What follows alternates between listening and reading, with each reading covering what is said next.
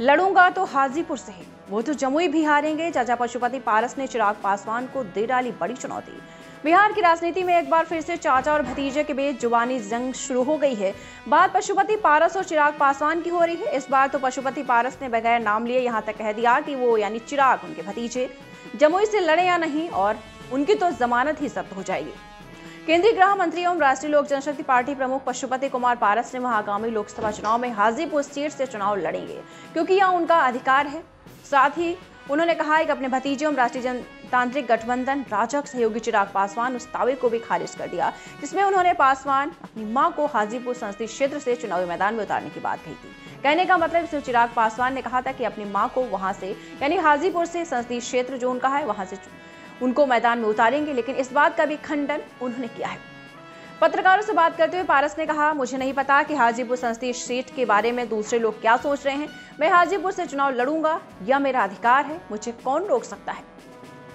लोक जनशक्ति पार्टी रामविलास के अध्यक्ष जमुई से सांसद चिराग पासवान द्वारा हाजीपुर से अपनी मां रीना पासवान को चुनावी मैदान में उतारने की योजना के बारे में पूछे जाने पर पशुपति कुमार पारस ने कहा कि मैं एक बार फिर यह दोहरा रहा हूं कि मुझे इस सीट की कोई परवाह नहीं है, आपको बता दें, लेकिन मैं लड़ूंगा क्योंकि बात की बात है।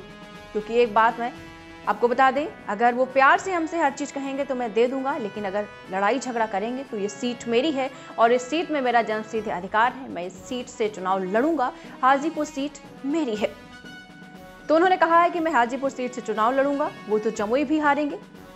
लगातार वो चाचा पशुपति पारस ने चिराग पासवान पर तंज कस रहे हैं कि वो जमुई भी हार जाएंगे।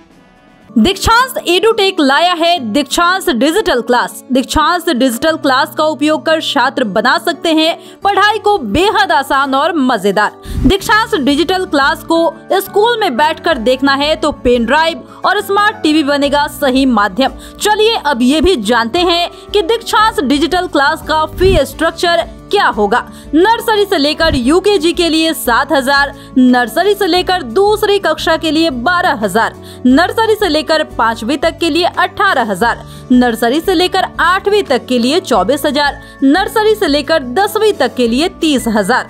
अगर आपको डेमो करना है तो उसके लिए आप दीक्षांत डिजिटल क्लास के YouTube चैनल को विजिट कर सकते हैं।